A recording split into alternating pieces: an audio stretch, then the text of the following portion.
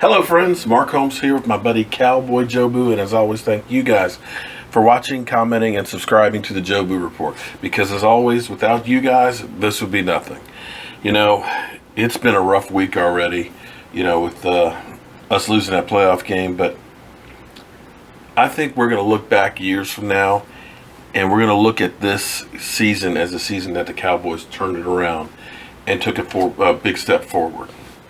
But the thing I find amazing is how many people take joy in the fact that the Dallas Cowboys lost. I mean, you would think that they did so much better than us. Here it is, the Eagle fans talking about the Dallas Cowboys that lost in the playoffs from the basement. You got the Washington Redskins fans who we helped out week after week, but they couldn't take advantage of it, even make the playoffs, who are sitting there talking about the Dallas Cowboys, and our dusty trophies, as they say. Yet, hasn't it been since 91 since you guys won anything?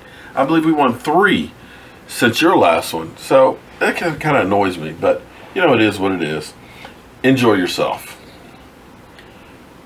But what bothers me more than anything else is my Cowboys. I mean, here it is. We have a rookie quarterback who's broke all kinds of records. Second best completion game percentage-wise ever. 3 TDs in a playoff game. No rookie's ever done that before. 300 yards. Went toe-to-toe with Aaron Rodgers. Came from 18 points down to tie a game.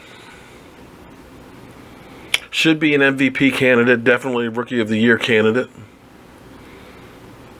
Makes 1/24th what Tony Romo makes a year. Yet, all we are freaking hearing about is freaking Tony Romo. I've been a Tony Romo fan as long as Tony Romo has started.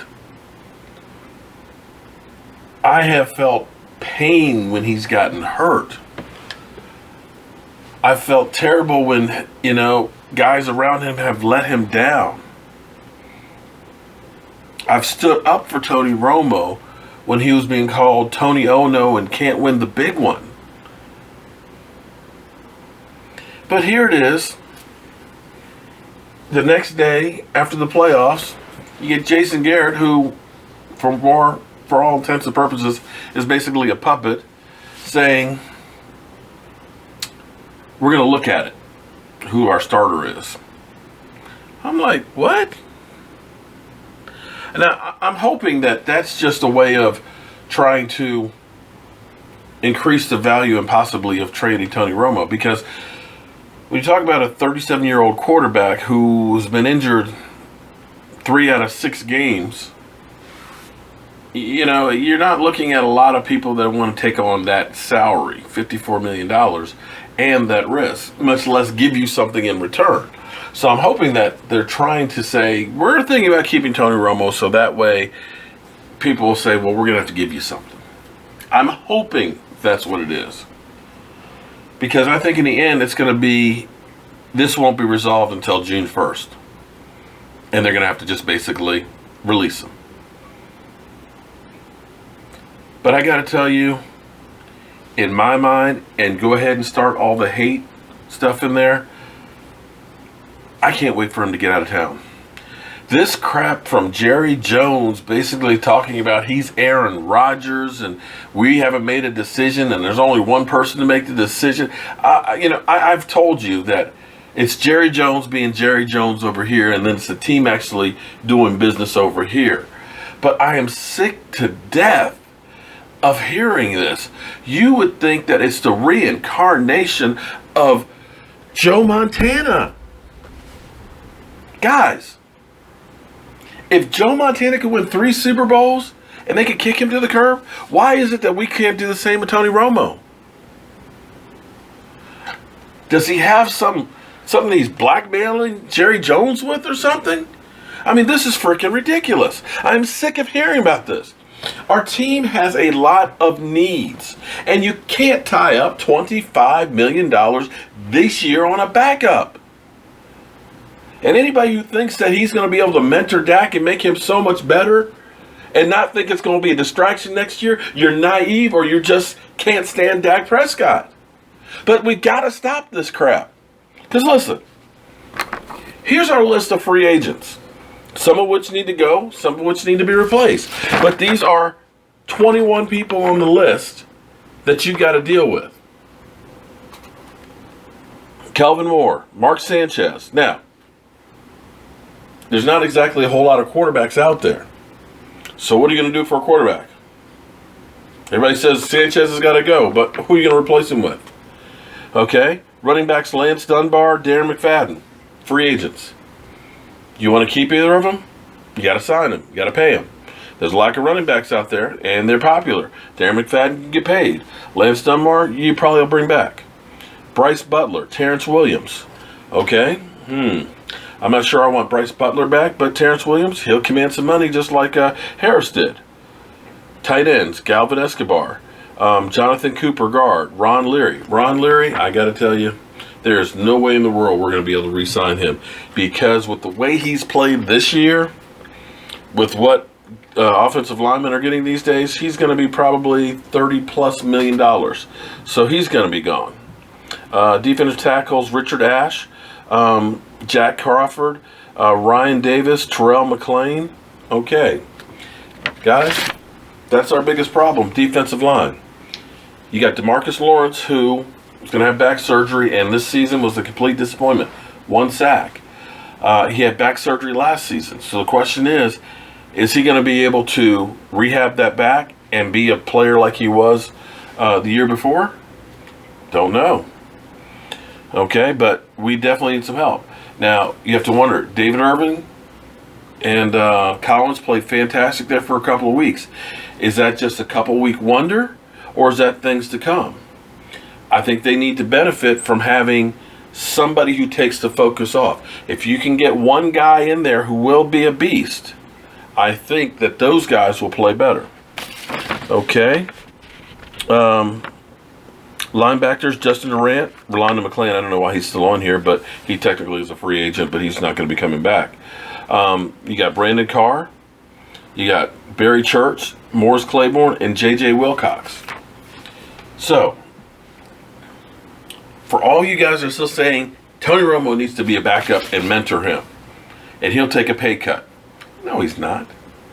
Tony Romo suffered through probably the worst season of his life, wanting to play football.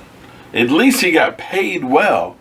And you think that he's going to go through that crap again and take less money for it? You know what? That's where I would give you the finger. He's gone. And it's going to be a June 1st cut, because that's the easiest or the least amount of pain that we're going to suffer. $19 million we're on the hook for. Nothing you can do about it. But at least after June 1st, you're only going to have to take $10 million of it this year and take $9 million of it next year. That's $15 million right there that you can use dealing with these guys and possible upgrades. You got to do it. We got $2.5 million coming in from what we didn't spend on the cap this year that can go towards this. The cap will probably go up a couple more $1 million this year, so that's a few more. There's $29 million that you can use by restructuring contracts. And here's the thing. Our defense, as bad as people said it was going to be, they overachieved. They played well, very well at times. Played better than what you would expect. And as I told you guys before, most people didn't believe me. They said I was wrong, but check the numbers. Go look up over the cap. We spent $115 million this year on the offense, and we spent $38 million on the defense. And almost 11 of that was Brandon Carr alone. So you got to understand that football, like I always tell you, is a balance. That's why that offense worked, because it was balanced. We've got to get some more horses on that defense. Now, knowing that we're going to need a backup quarterback, knowing that we're going to need probably a wide receiver and a tight end, knowing that we need pass rush help, knowing that we definitely are going to need a cornerback. You can't get all that in the draft. And what we've been able to do with the defense is bargain basement hunting. We haven't signed any big free agents since Brandon Carr. And as much as people will give him crap, he played consistent throughout. He's actually one of the few free agent signings, big free agent signings, that actually lived through their whole contract. Because when you look at guys like Namdi, who his contract, he only made it for 2 years, and he was a complete bust. He was consistent, but unfortunately he was never going to live up to that contract and with the amount of money that was with it. But here's the thing. You can only go so far with bargain basement guys. Now, I told you, the biggest bang you can get for your buck when it comes to defense is the defensive line. I would rather pay a guy on the defensive line a big contract than any other position. Because here's the thing. You can get a great cornerback like Darrelle Revis. But if you don't have a pass rush to go with it, if you have a guy like Aaron Rodgers that's out there for 7-8 seconds throwing the ball, that one cornerback can't cover everybody. Guys will get open.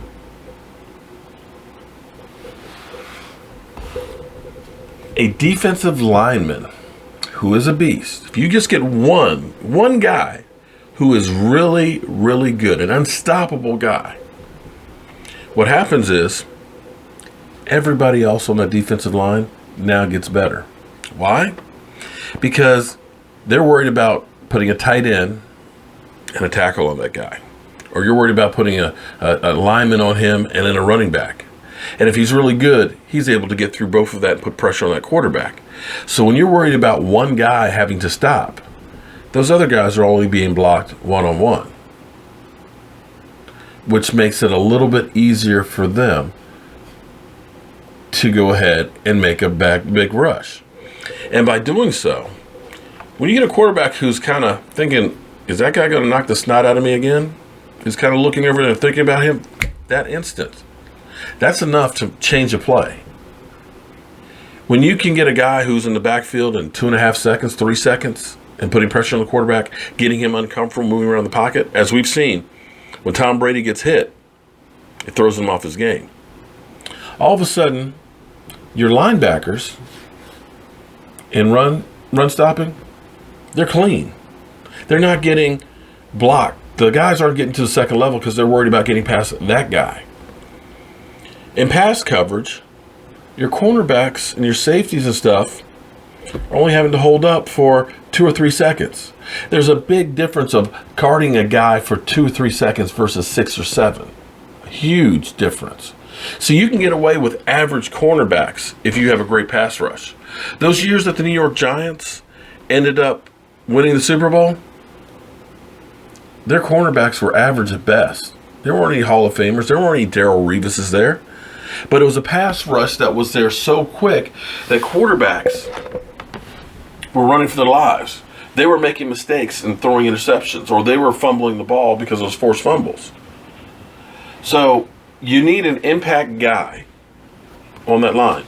And the reason I've been touting Calais Campbell, and a lot of people say, oh, he's too old. Yeah, well, I got to tell you, he is 30 years old, but he stays healthy. In his 9-year career, he's missed only 6 games. 6 games in 9 years. This season, he had 8 sacks, 53 tackles, 2 forced fumbles, and an interception. You put Calais Campbell on that line, you get Jalen Smith as just an average linebacker along with Sean Lee, the way he's playing. You get a year behind Anthony Brown, Byron Jones. You draft a cornerback. You draft a pass rusher, a wide receiver, and a quarterback late. Now all of a sudden, you're kind of filling and plugging all those holes. And you can bring in some other free agent parts to help out as well. And that's going to be the best bet, because everybody keeps saying, oh, no, forget him. No, because you know what? You have to pay to play. Sometimes you got to spend a little bit more money. Because, guys, that's one thing we have not done in that defense. We haven't spent jack crap. But as you see what happened with our offense, by spending money on that offensive line, those draft picks, getting those guys in position, that offense is set. It doesn't need a whole lot. We need to do the same with the defense if we are going to challenge for a Super Bowl. So as always, friends, I want to thank you guys for watching, commenting, and subscribing. Don't worry, there's plenty to talk about. We got the Senior Bowl coming up in a couple of weeks. We got the Super Bowl as well as the rest of the playoffs. The league year starts March 9th. Free agency starts before that. Excuse me. Franchise tag starts before that. And there's plenty for us to talk about. So don't go anywhere. We'll be right here talking about the Dallas Cowboys and how we get this stuff together so we can make a run for next year. So as always, I'm Mark Holmes. This is Cowboy Joe Boo, and thank you for watching. Have a great night.